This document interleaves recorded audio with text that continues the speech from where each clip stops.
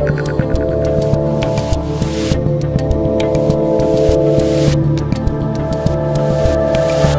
I'm Dave Rubin. This is the Rubin Report. It is June 8th, 2023. You are not watching the CNN Clown Network. You're watching the totally independent Rubin Report. Very exciting.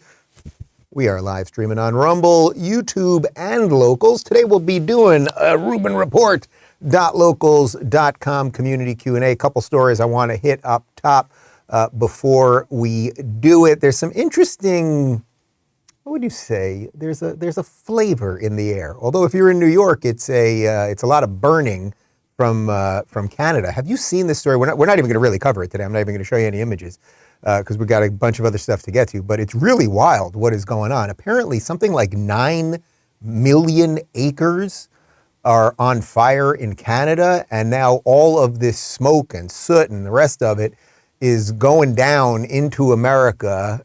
And New York City yesterday was basically looking like Mad Max level air quality. And now this is going through Pennsylvania and a bunch of other states. Really crazy. And of course, they're telling people to wear masks, which in this case might actually make some sense. It's really, really crazy. Maybe at some point we should grab an image of what's going on in New York. We can maybe throw that in for the Q&A in just a little bit. But we're going to talk a bit about more of the, yes, because it is Pride Month. And as I tweeted out this morning, let's just be very clear on something. There's no such thing as the LGBT community, in that the T's would like to cut the wangs off the G's and the boobs off the L's. This is a problem. Problematic, as the kids say. But it is Pride Month, thus the trans thing has burst forth everywhere. And as I said to you guys last week, if your genitals are still attached to you, congratulations. All right, before we get to all of that stuff, let's talk about, we've got an image of, real quick, I want to just hit one other story on the fly here. So, we covered this the other day, that Ron DeSantis has sent 36 illegal immigrants to California. Now, California, of course, Gavin Newsom, it is a sanctuary state. His cities are sanctuary cities. Nobody is illegal. We love diversity. Diversity is our strength, all of this nonsense. We showed you the videos of these 36 people yesterday in a car partying. They're all young men. They all have nice clothes on, sunglasses. They don't look like the tired and poor and the huddled masses that are supposed to be coming here. They look like people who just want to get in on the party that is America. So Gavin Newsom is now calling Ron DeSantis evil and, all the usual nonsense. And then I started thinking, Gavin Newsom's, he's got a lot of cash. How much is he worth? He's worth about 20 million, if I'm not mistaken. And, he's somehow related to Nancy Pelosi. She's worth like 100 million. Somehow these people, Gavin Newsom, who is the mayor of San Francisco, governor of California, somehow he made millions and millions and millions of dollars. Okay, fine. He has a massive winery. It's called Plump Jack Winery up there in Sonoma. And I was thinking maybe because, we sent these 36 people from Florida. We're a nation, we're a state, we'll be a nation one day probably. We're a state of law and order, so we don't want them here. We don't want illegal immigrants here. You're breaking the law by definition in the first place. But you're going to Cali. So look at this. This is Gavin Newsom's winery. Look at that. I mean, he's got a lot of room up there. He's got a lot of nice tables. Looks like people could even get work picking the grapes maybe. I guess the only downside to the Gavin Newsom winery is if you look at that party down there, it looks like a lot of white people. So it might be some sort of white supremacist winery. I don't know. How am I supposed to know?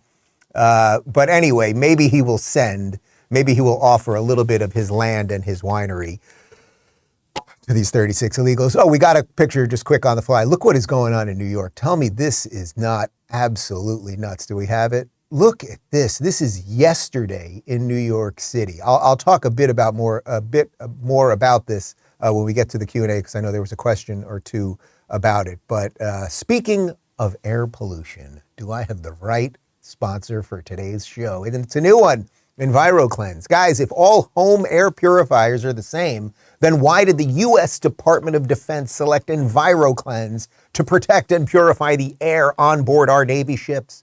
Why is it used in thousands of classrooms across the country and probably should be used by everyone in New York City right now? Well, here's a few reasons why. EnviroKlenz's air purifiers have patented earth mineral technology and a hospital-grade HEPA filter. They also destroy cold and flu viruses, COVID, allergy-inflaming toxins, mold, and even more. So here's EnviroKlenz's promise to you. They guarantee you'll experience far fewer colds and allergies coupled with a better sleep at night. Don't believe them? They'll send you a free air quality monitor to test the difference in your home. Visit ekpure.com and use code DAVE for 10% off your EnviroKlenz home air purification unit and a free air quality monitor, plus fast free shipping. That's $150 in savings. ekpure.com, code DAVE, ekpure.com, code DAVE. And now back to me. Okay, so let's jump right into the woke, crazy story of the day on this Pride Month. You know this Twitter account that I like? It's called N Wokeness. They put up this image. This is really interesting to me. Megan Fox. You guys all know the actress Megan Fox. She was in Transformers, and was she in anything else besides a couple of Transformers? She must have been in something else. The Roommate. I don't know that one, but let's just say she's been in some other stuff. Anyway, she's a big Hollywood star, actually. She has 3 sons that all dress like girls. I'm sure it's just a coincidence. Now, I don't want to make this about these 3 kids, so you don't even really have to pay much attention to looking at the kids or anything like that. Apparently, one of the kids, according to Megan Fox, identifies as trans. The other 2 are just dressing like girls.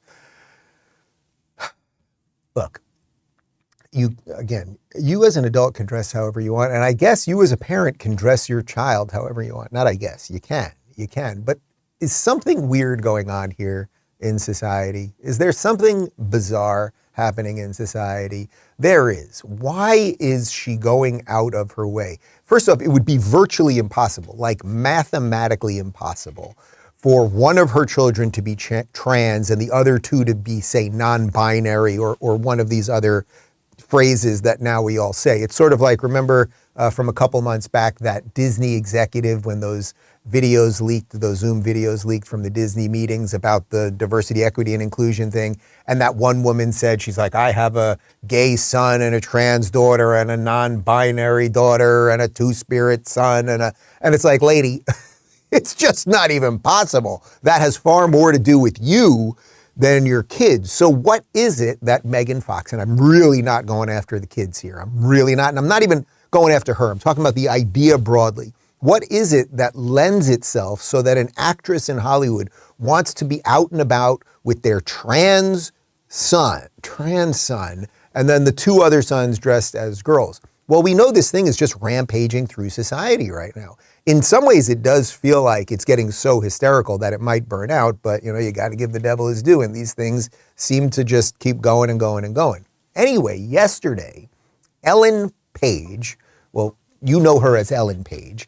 She is now known as Elliot Page, but Ellen Page was a great actress. Phoenix just told me he had a big crush on her when she was in Inception. She was also in X-Men. She was really, really great. She was cute, pretty, fun. She was in a couple other movies. She was just a great actress. She now is known as Elliot Page, and I believe has had all the according surgeries. He, whatever, went on The View and listen to the way Joy Behar frames what's going on with the trans issue right now, especially because it's Pride Month. And then, well, just take a look. As we celebrate Pride Month, I guess it's not a surprise to you that Republican lawmakers across the country are continue to introduce hundreds of anti-trans bills that will ban gender-affirming health care for transgender youth. I'm not sure what age they're talking about, under 18, I think? Yes, under 18, yeah. Right? So why do you think the transgender community is being attacked like this? What is that about? I mean, it's not like it's their 80% of the population. What's going on over there? Oh, gosh, that's a big question. I mean, I think, in many ways, of course, it's a political tool. Yeah. It's to gain votes. It's to make people upset. It's to distract people from... Scare people. Scare people. Real issues that are happening in our society that do need to be addressed. And I think And there's such an inundation of lies and misinformation. Like when you had the amazing Representative Zoe Zephyr on recently, when she was describing what gender affirming care for youth actually. Okay, it's not gender affirming care for youth. Once again, if you chop somebody's genitals off, that's not affirming their gender. It's doing, I would say, quite the opposite. It's worth noting that Jordan Peterson was suspended on Twitter, about a year ago, for saying that Ellen Page or Elliot Page is a biological girl. I then was suspended on Twitter for pointing out that Jordan Peterson was suspended on Twitter for it. So that's why this thing, it's not just about the specifics of, okay, this person dresses this way or anything else. It leaks into the rest of society related to free speech and tech and almost everything else that is going on in current events and culture and all the things that we talk about here all the time. Also, did you notice, you can rewind the video if you want to see later, or can we throw it back to it for 1 second? Just literally give me like 5 seconds of throwing back to it. What's with the little pride logo they have on there where the word pride looks like it's a Halloween logo? What are they, what is that? What is that? I don't know. Why are they celebrating this for a month? Okay, it's all, you get it. But Elliot Page, Ellen Page, whatever, has a book out, and that's why he or she is making the rounds right now. And townhall.com had an interesting op-ed on what's going on with Elliot Page and diving into some of what's in the book. I thought it would be worth noting this one particular point. It shouldn't come to this, but if there's one person to blame for casting doubt on alleged hate crimes, it's Jussie Smollett. I should pause for a second. We're going to get to it in a moment, but in the book, Elliot Page claims that he was the victim of a hate crime in West Hollywood. So that's what this is referencing here.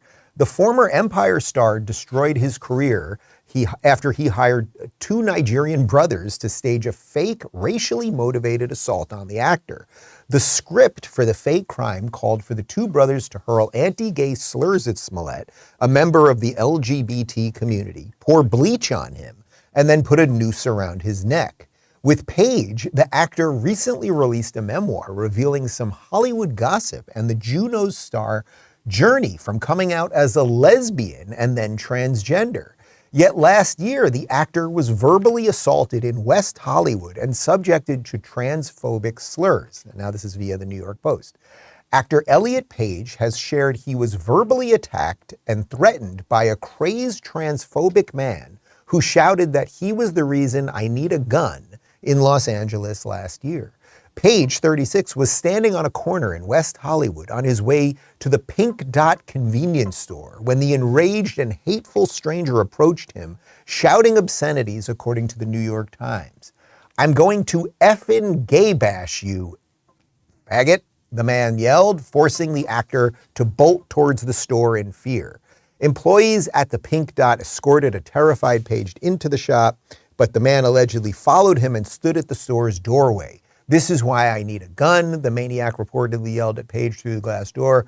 Okay, again, a quick Google search would reveal that West Hollywood is an LGBT bastion. As some on social media noted, this story happens to tumble out when the book tour is about to commence. I'm going to effing gay bash you as an oddly specific diatribe.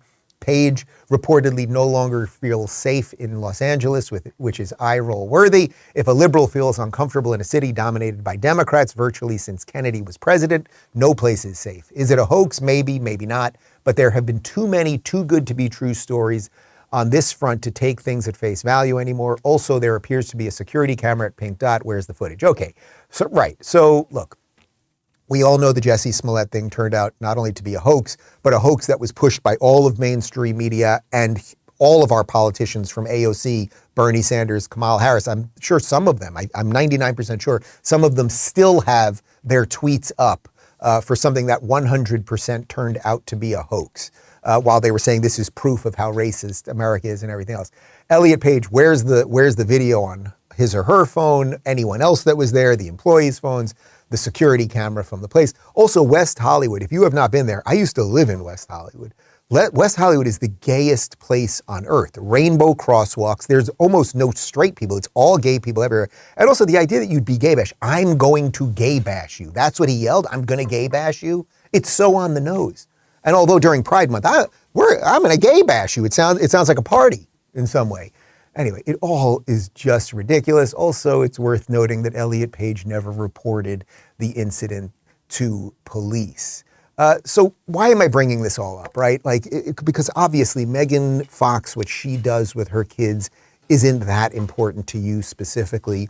How Elliot or Ellen Page lives isn't that important to you, except that this cultural thing then leaks through everything, right? So then it ends up on The View, and then it ends up in schools, and then next thing you know, you have to hold up that flag, which is not a flag about equality, but it is a flag with a political message that is directly counter to the American message. So that's why this stuff actually is important.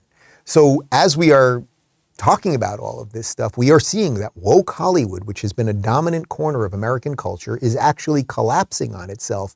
And I think that is also part and parcel because pure secularism that is not attached to anything beneath it, something eternal and real and important, secularism on steroids, it simply does not work. And now this one is really, you're really going to find this one interesting. I was blown away when I saw this. I'm actually thrilled that I saw this. So Richard Dawkins is one of the most influential atheists in the world. I think he's in his probably early 70s at this point. I've interviewed him about 5 years ago at the 92nd Street Y in New York City. He has been a profoundly impactful thinker on the world, anti-religion, pro-secularism, but really pro-atheism. And he's been it's not just that he's been pro-atheism, he's been radically against religion. The woke have tried to destroy him many times, and suddenly, in his 70s now, he is finally coming around to something that I think many of us see, whether we are devoutly religious or not. Take a look at a portion of this interview he did just a few days ago. The question is a purely empirically, practically, in terms of the success of our societies, the peace and prosperity of the world, is conventional religion or what appears to be its successor, which are new, slightly strange ideologies that don't formally belong in the religious category, but as you say, have religious aspects. Which one will be proven to be more successful for the flourishing of the species? I guess we still don't know, but early signs are that this new kind of religion, which thinks it's secular, has some quite major problems attached to it. Well, if you care about flourishing of the species, yes, but I care about truth. You don't care about the flourishing of the species? Well, I do care about it as a human being, but more deeply, I care about truth. So if your sense of truth would lead to the annihilation of the species, would you be content with that? I would not be content with that, but I'm pretty sure it wouldn't happen. I mean, I think that the truth actually is a genuine value. I mean, I believe that a true scientific outlook on the world would actually be best for the flourishing of humankind. Now, I get it. He's a little muddled there, right? Because he thinks that somehow flourishing of the species and what he decided is truth, which is that there's no God, that these things are at odds with each other. But it's a real concession by him. Maybe it was a little bit by accident, where he's saying that religion, if you care about the flourishing of the species, is a net positive for society. Now, again, he still, for whatever reason, thinks that that's at odds with being a believer, even though everyone ends up believing in something, right? Like even for the phase that I went through as an atheist, you end up believing in something one way or another. There's something that is driving you, whether you sort of know it or not. Jordan Peterson and Sam Harris got into this many times. And Jordan would repeatedly say, Sam, in essence, you believe in something. You're laying out what you believe to be true to me. You just don't believe that you believe in it. Something to that effect, right? Now, interestingly, Jordan has had some conversations over the years with Richard Dawkins. He saw that clip. He wrote something interesting here, and then I want to show you a clip from Jordan. He said, I warned you, Richard Dawkins, about what would happen in the aftermath of the enforced death of Judeo-Christian tradition. You thought people would become more rational and that I was drunk on symbols. So they had talked this out, and that's the line that Dawkins used on Jordan, that Jordan was drunk on symbols because he was pushing belief. He was pushing the importance of these religious stories. Now, look, I want to be very clear about something. I am not sitting here thumping the Bible, telling anyone they have to go to church every Sunday or temple every Saturday or do this or that or whatever it might be. But it is becoming increasingly obvious, the more you are completely disconnected from your history and something related to belief and something related to the Judeo-Christian values that have set up Western society so we can all live these incredible lives that we're living, as frustrating as they might be at times, you are going to end up one day wanting to chop the genitals off kids. You have to worship something beyond just yourself, and don't let me tell you that. How about 1 minute from Jordan Peterson? Do we need God to make sense of life? Your 1 minute answer begins now, Sue. Absolutely not. That will do for an answer. Okay. Do we need God to make sense of life, Jordan? Well, God is what you use to make sense of your life, by definition. This is one of the things I learned from Jung. The highest value, you have a hierarchy of values. You have to. Otherwise, you can't act or you're painfully confused. You have a hierarchy of values. Whatever is at the top of that hierarchy of values serves the function of God for you. Now, it may be a God that you don't believe in or a God that you can't name, but it doesn't matter because it's God for you. And what you think about God has very little impact on how God is acting within you, whatever God it is that you happen to be, let's say, following. I want to expand on that for just a moment. Do you remember a clip that we showed you about a year ago? I think we played it 2 or 3 times actually, where Jordan was on Tucker Carlson's Fox show when Tucker Carlson used to be on Fox. And they started talking about this. And Jordan said, maybe it was on the Fox Nation show. I'm not sure actually. Either way, it doesn't matter. Tucker was asking Jordan about God.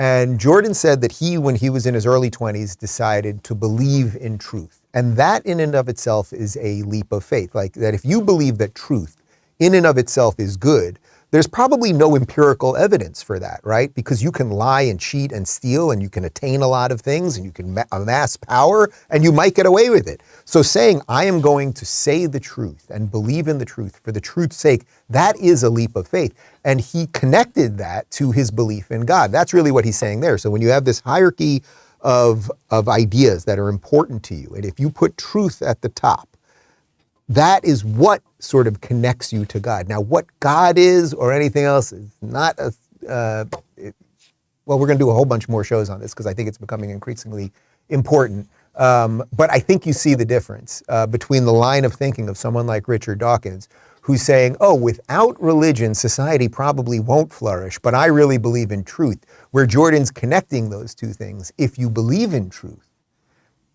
in essence, that is believing in God, and then you can allow society to flourish. So there you go on that. Let's get to a little rubinreport.locals.com community Q&A.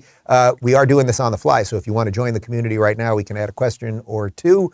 Feel free to jump in. Margot says, hey, Dave, seeing how New York is rapidly deteriorating and the air quality is at an all-time low, isn't it time your folks permanently move down here? So my folks are in the suburbs. I've been trying to get them to Florida.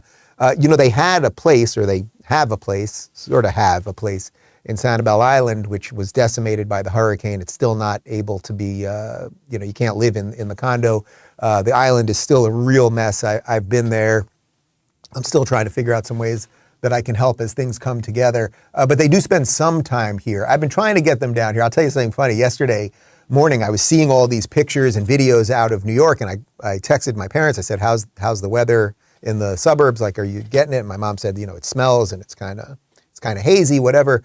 And I said, Dad, what's going on? And he says, I'm on the train going to New York City. He was going to visit some old colleagues. He retired a couple of years ago, had the same job in New York for about 30 years. I mean, that's like old school stuff.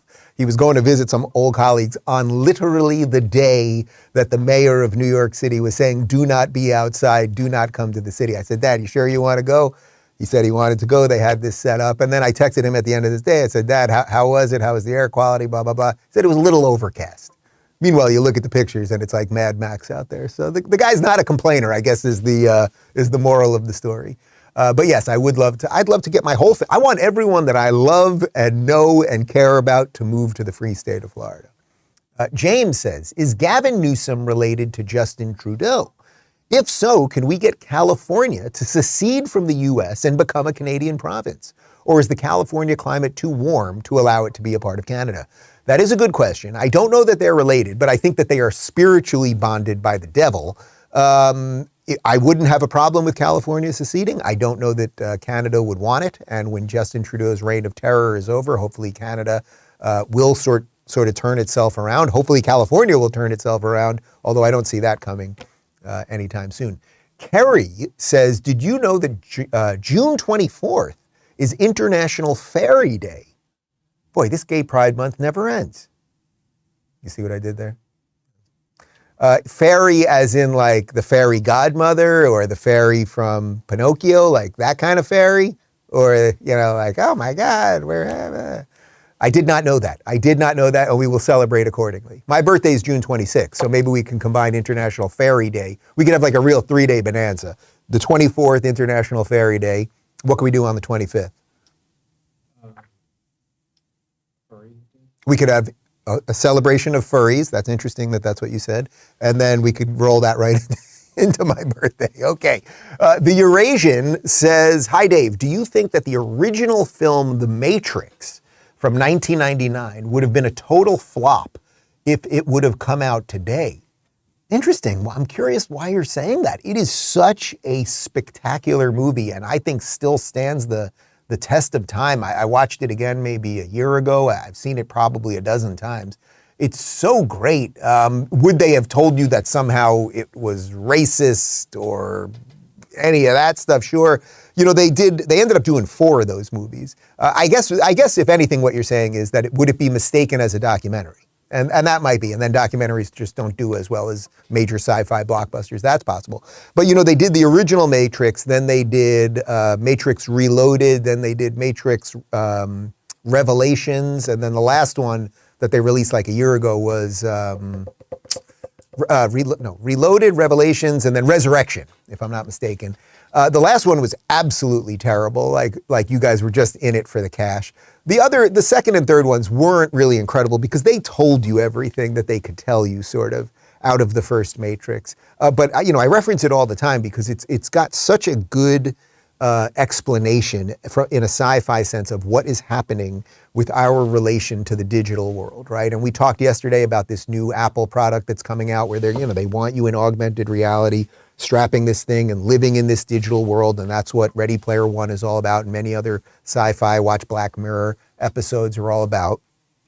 But what The Matrix basically was about, beyond the cool fighting and the sunglasses and the love story and all that, was that humans will ultimately, as the digital world keeps expanding and expanding, which is happening all the time, humans ultimately, as we live in this world more, will not only not know that we're living in that digital world, we will ultimately be the battery. That is all we will be. We will be the battery so that the digital world can exist. It's a little bit like the machines in Terminator not needing us anymore, right? Skynet is on. And then what does Skynet want to do? It wants to get rid of the people. I should write a sci-fi movie. If I have a little time, put that in the calendar, would you? Hey says, hey, Dave, I know there are many more gays that feel as you do that your cause has been hijacked by the T's. When do you believe they start to speak out as you and others have? What will it take to bring about that movement? Look, I do think more and more people are speaking up about it. As far as it being my cause, it's such an annoying thing. It's like, the justness of equality, that everyone should be treated equal under the law, and then you make decisions around your life. You decide what type of people you want to live around and everything else. Like, that is the beauty of living in a place like America that is set up to respect people's differences, right? And we've done it so freaking well. Like, if we could just imagine if we just could get a little plutonium and 1.21 gigawatts of power and a DeLorean, and if we could all just go back to 1995, where we had solved all of this stuff, right? Imagine if we could do that. It would be so freaking beautiful. I actually think we can get to the other side of it. And so it's partly why I've been so outspoken about some of my political feelings lately and candidates and things of that nature. But I think it's very important. It is actually very important for whatever. There are literally millions of sane gays and lesbians in the United States, people that are in your community, that are in your family, that probably go to your church, synagogue, your local community center, that have kids, that are playing softball, blah, blah, blah. You may not even know that some of them are gay. It doesn't even matter. But that just want to live in society like everybody else. And then came this radical thing on the back of an equal rights movement, right? It was an equal rights movement. Let these people be in the relationship they want to be in. Let them live as everybody else lives, as opposed to living a life of endless hedonism. If you don't let people be in long-lasting relationships and build families and attain, or at least hope to attain, all of the things that everyone else should want to attain as a human being, we're not going to let you do that. And then we wonder why these people all act like crazy people. So if you eventually let them have that and let people normalize, it's great and beautiful. That's the promise of equality, right? But then came this radical anti-science, anti-reality movement. And that is not to denigrate the person, the 0.000 person out there who has gender dysphoria, who chooses to live a certain way. Okay, you get it. But the movement or the cause, whatever you want to call it, has been completely and utterly hijacked. Anderson Cooper should be speaking out about this. Don Lemon should be speaking out against it. Peter Thiel I'm just naming a couple gay people. Peter Thiel has spoken out against it. Douglas Murray has spoken out against it. Andy Cohen should speak out against it. It should cross political divides. But we shall see. Deborah says, what do you do with your empty bottles of tequila? Each one is a work of art. What a shame to just toss them out. I believe what you're talking about are those beautiful Casa Azul bottles, that Reposado that I'm always telling you guys about. I am working on my own tequila. As I told you, we'll have a little bit more on that. Hopefully, I'm hoping we can get it out maybe by the fall. That might be pushing it. It takes some time, and I have to go down to Mexico, which I'll probably do in August, where we can taste some different things and really fiddle with things and all that. But those beautiful decanters that Casa Azul comes in, and there's not only that white and blue one is probably the one you're referring to. Their mezcal is in a beautiful sort of black one with really interesting texture to it. They have a beautiful clear one for their plata, which is basically blanco. They have bottles that I don't have that are like $10,000 bottles that are absolutely gorgeous. They're all hand painted. I usually don't throw them out. Like if you saw how many of those I have in my garage, I've probably got about 40 of them in my garage. I don't know what we're going to do with them. David is constantly telling me, can we get rid of those things? But they do seem beautiful to me. They could be used for something. So maybe I should melt them and create something. I don't know. Do we have I would need a ceramics expert, I guess. Can I melt those? We would take that nice little silver bell off the top. We could do something with those, melt them and create something. I don't know. Wanda says, can we get Spotify to stop littering my Rubin Report Spotify with COVID-19 info and warning banners? It's on every other episode. Do we have an image of that? We do have an image of that. So apparently, I did not know this till this morning, till the guys told me about this question. And then Connor sent me this image. Apparently in Spotify, all the time now, they are warning you guys about COVID-19. I suppose I'm sort of an agent of misinformation or something like that. I would recommend that you do what you think is right and trust your own doctor if you think he's pretty decent, and talk to your family about things. That would be called misinformation these days. Yeah, I mean, these things are just, they are what they are. We still get warnings on Instagram posts. We still get warnings on YouTube and everything else. It's why I started Locals. It's why Rumble is exploding right now. People just don't want this babysitting, overreaching nonsense from tech companies that don't have their best interests in mind, much like the pharmaceutical companies that don't have their best interests in mind. Prusky says, if Biden is truly running for a second term, wouldn't he have to be put on a debate stage? I'm not sure how that works. Sorry for my ignorance. No, it's not ignorance. It's a good question. Look, the DNC, the Democrat National Committee, they set the rules, right? So Joe Biden, as president of the United States, is head of the Democrat Party. The party has rules. Like there's no outside organization that can tell the Democrats what to do, right? The Republicans have their set of rules. The Democrats have their set of rules. Now, the DNC is deeply, deeply corrupt. We know that they cut deals with Hillary to get rid of Bernie. They really did that twice to Bernie. The Republicans, you could say all the things you want about the RNC. I mentioned this the other day.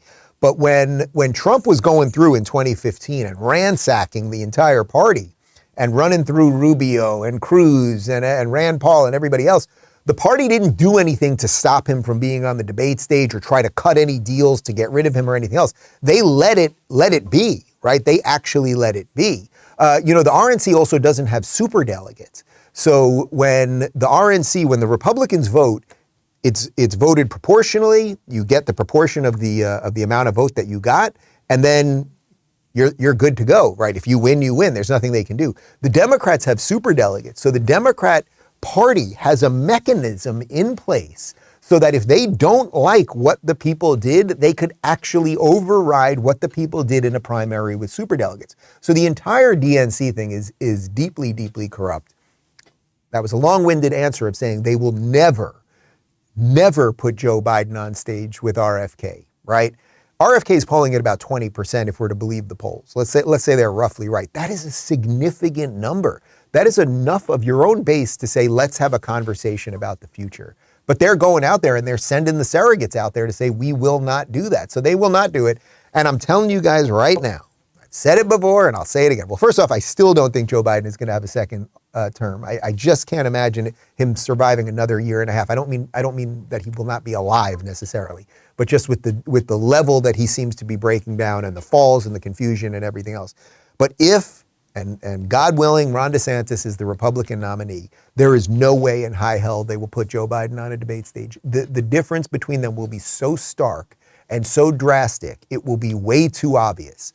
Having Trump on there, again, Trump is way sharper, blah, blah, blah, but they are roughly the same age. It keeps us all sort of within the Overton window of, oh, this is what politics is. It's Trump or Biden. It's not that different. It's not this massive generational shift. But if it's DeSantis, it will not be Biden. They will figure out a way to make it Gavin Newsom or something to that effect, because they're not going to do Kamala either. Like, you just can't put past these people what they will do to maintain their grip on power. Quinn says Tucker on Twitter did not take down Twitter the way DeSantis's announcement on Twitter Spaces did. Is Twitter looking to expand their video footprint, and is Rumble Locals looking to do any collaborations? Okay, so on the second part of that, perhaps let me just leave it at that, okay, in terms of what Rumble and Locals and Twitter, like, there's obviously a lot going on in the video space and everything else. So let me just leave it at that. On the first part, it's interesting. So the Twitter Space, and for those of you that don't know what Twitter Space is, it's the audio portion of Twitter. So I could do it right now. I could start an audio, basically like an old school radio show. People can join my Twitter Space and then I can welcome them in and chat. We're working on features like that for Rumble and Locals. Actually, we acquired Callin just about a month ago, which is a company that does just that. It's something I've wanted to do with this show all the time. I would love to be doing a live call-in show with you, where instead of having to talk to trolls all day who would be calling in, like, if you're a subscriber, you get in, it would be audio, so you don't have to show your face if you don't want to. And I just think it would be a fun, like, old school Larry King-esque when he used to take calls, or even just more AM radio. I just think it would be a great feature. Anyway, Twitter Spaces did crash the Twitter system when DeSantis did the announcement. And I was at Twitter that day, and I was talking to Elon after, and he was explaining it to a lot of people. There were a lot of technical reasons for it. They also have a whole bunch of problems there because their engineers, Elon, I think, still thinks, or some of them are working against him and everything else. The Twitter video that Tucker put up, do we know how many views it has now? I think it's around 100 million views, something like that, which is insane, right? Like, when's the last time something on network television got 100 million views? But as I referenced yesterday, the question is, what are they counting as a view?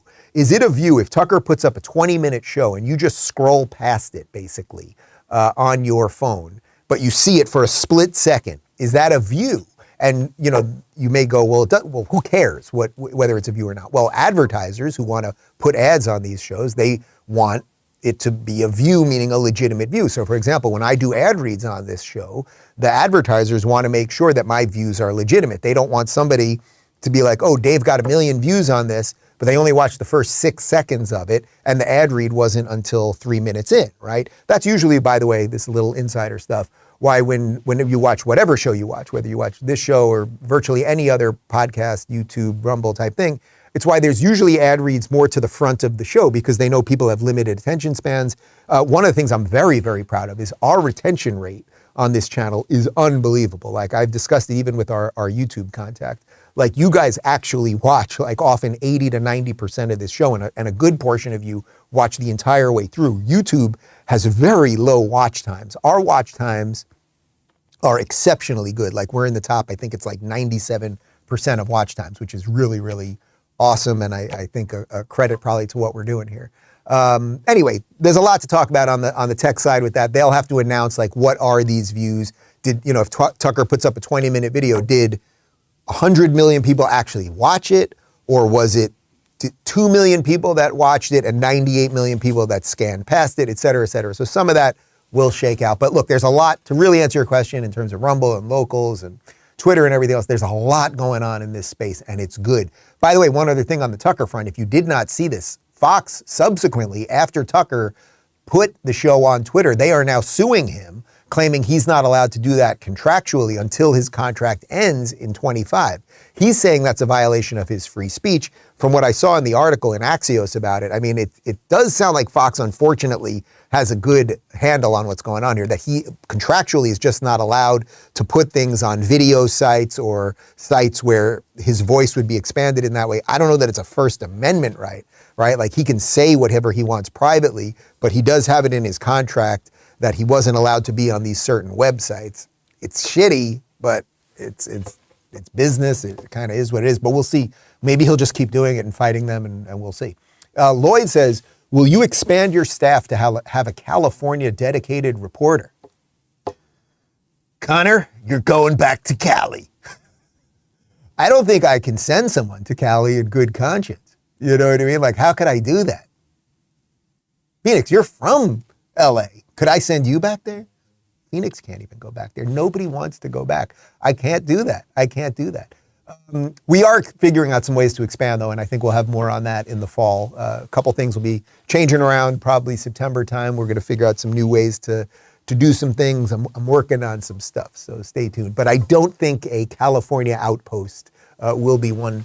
Well, I guess maybe we could just hand a camera. We could maybe strap a camera to one of those zombie homeless people, like one of those fentanyl people. What if we strapped a camera to their head and they're like out there all day? And then like people, it could be a 24-hour camera. You know what I'm talking about? Like these endless live streams, and they're out there. It'd be kind of interesting, and you're smoking crack and blah, and then, Snow Baby says, would you have to pay them? How would that even work? We pay them in fentanyl, I guess. All right, figure out where we can get some, well, I know we can get fentanyl in San Francisco. All right, it's all working itself out. Hang tight. Snow Baby says, now that you two have experience being parents and tried some different things, what is a product or item you found invaluable with your boys? What is something you feel like hasn't been as helpful or necessary or utterly disliked? Well, I'll tell you very easily. The thing that I dislike more than anything else, I cannot have electronic beeping sounds in this house. You get a lot of gifts, and God bless everybody, and thank you everybody who got us gifts. Very happy. The boys are very happy. It's great. Both of them, by the way, are like 95th percentile in height and weight. They're huge. Like they're taking over. I know I'm on my way out over here. I've lost the war. My days are numbered. But the electronic things where you press this button and beep, beep, beep, beep, and ding, ding, ding, ding. I can't deal with any of that. So we have a lot of wooden toys.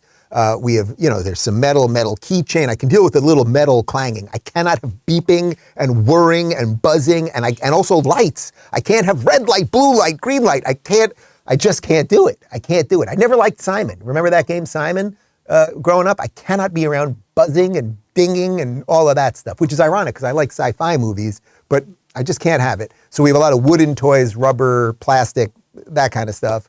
So that's that.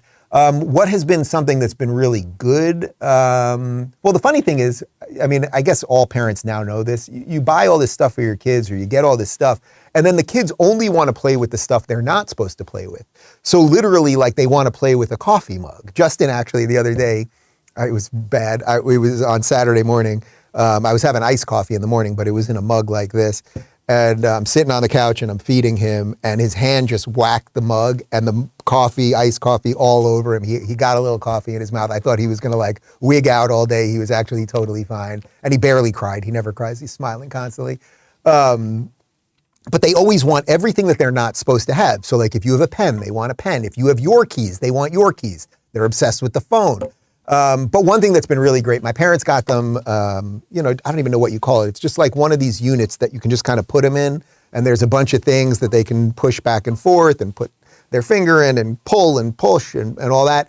And that has been very good for just like those moments where I just like can't chase him. He's always trying, Justin especially, just anywhere that you're not supposed to be. If I open up the fridge, he bolts to the fridge. Like, It's kids. What are you going to do?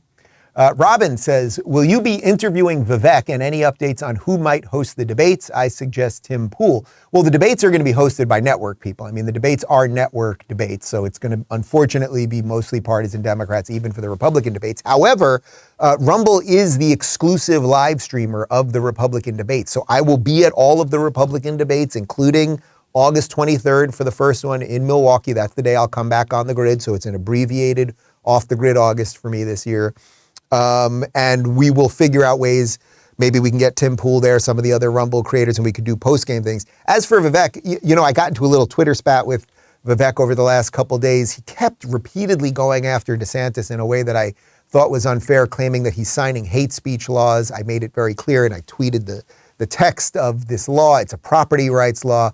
We got into a little bit. I offered to do a Twitter Spaces with him last night. They came back and said, he'll do your show today, except I'm doing this show right now. And I wanted it not just to be heard by my audience, I wanted it to be heard by everybody, meaning if he tweets it out and I tweet it out.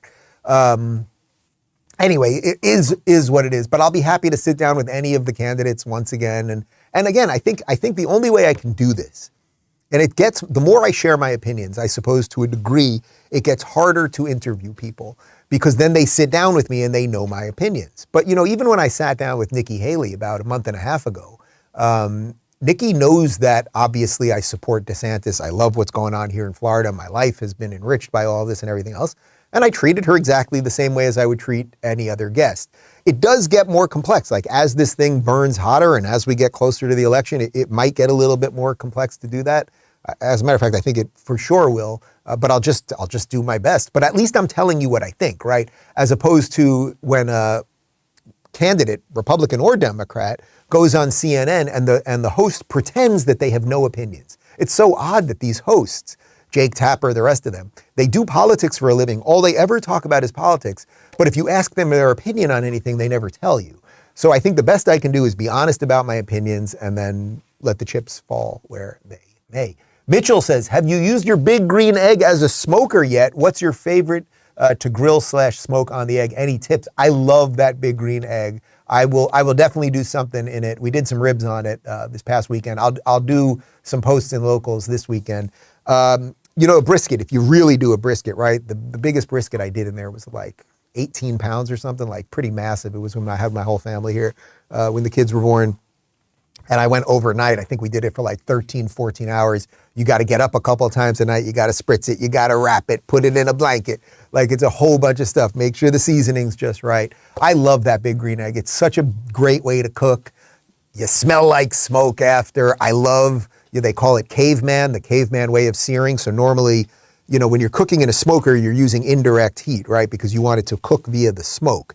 So what you do is, you know, you have charcoal, you've got flame, and then you put a plate, basically. It's like a ceramic plate. So the flame hits the plate, and then it cooks via the smoke. But then at the end, if you're cooking a great piece of meat, whether it's a brisket or whether it's a ribeye or whatever it might be, you want to get that awesome sear, right? You want a little char on it. You want that flavor, that you want some burned ends. So what you do is, normally what you would do is you'd remove the plate and then you would just cook it on the grate. So the flame would just go up on it like that, right? And you do maybe, 2 minutes on each side.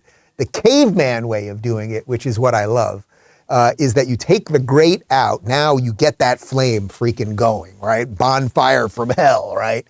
And then you just take the piece of meat and you throw it right on top of the coals, and it chars and it's crackling and it's smoky. I've done that many times when I've had the guys over for birthdays and things. I love doing it that way.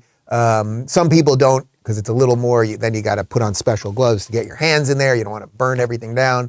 But I freaking love that thing. Danielle says, what is something that you didn't realize was terrible in California until you were in Florida and it was gone? Well, like there's all the obvious stuff at the time, which was all COVID related and everything else. But yeah, I say this all the time. Maybe you guys can come up with one too. But like, it was just the spirit of life that was depressing me there without really realizing it. Everything that we did in my house, even throughout COVID, we eat well, you know, we have decent means, obviously. We had good friends. We had families come visit. We were running, you know, like it was the freaking 1920s prohibition. We were running secret illegal parties. like we never stopped. We just never stopped. I was grilling every night. I was doing my show from home. You know, I was lucky also because I had already done the home studio. Everyone does the home studio now. I was basically the first guy in at a real level of the home studio thing. So right when COVID happened, when everybody was just doing Zoom things on Fox and it looked like crap, or on CNN or whatever, you know, I think that actually ended up helping my career a lot, that 6-month period at the beginning of COVID, because my studio looked awesome. It was awesome. It was a grade A television quality studio. So shows were more inclined to have me on because it looked right. Hopefully it had a little something to do with what I was saying, but like that truly was part of it to some extent. So it was all good, like what was going on in our life. We listened to good music. Like it was, now I think in some ways it was like the good old days. My life's very different now. We have kids. It's beautiful in a new way, but like it is different than it was.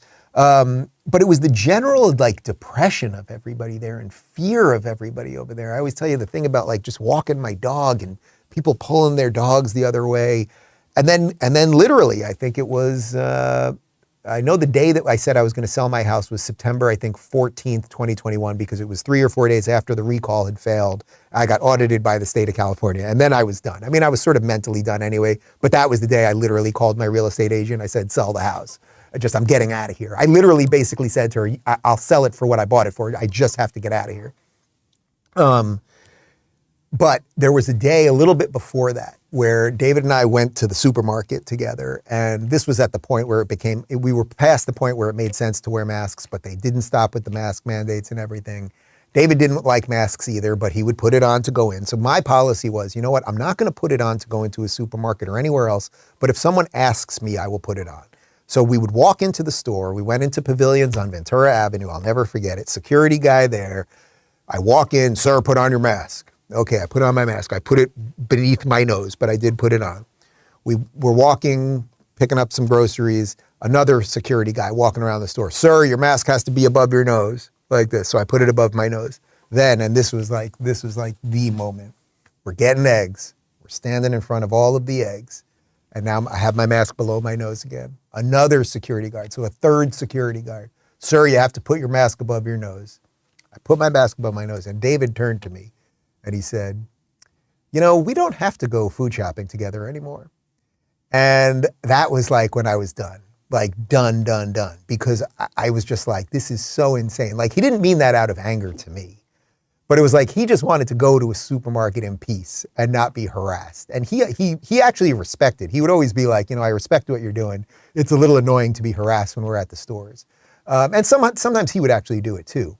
But like that sort of thing, which definitely did not, it's not to say it never happened in Florida, but that sort of thing, that overreaching control, it's such a part of everything that now you see that I fight against once I live here. So that would be my answer to that. We have a post-game show if you want to get a couple more questions in, or if you want to join us at rubinreport.locals.com right now. We leave you with evil communist Justin Trudeau, and we've got a Friday panel extravaganza for you tomorrow. Who's on tomorrow? Liz Wheeler and Amala Epinobi will be on the show tomorrow. That's a good one. We haven't had them on for a while. See everybody else tomorrow. Post-game in just a sec. I will never apologize for standing up for an LGBTQ2+ kids' rights.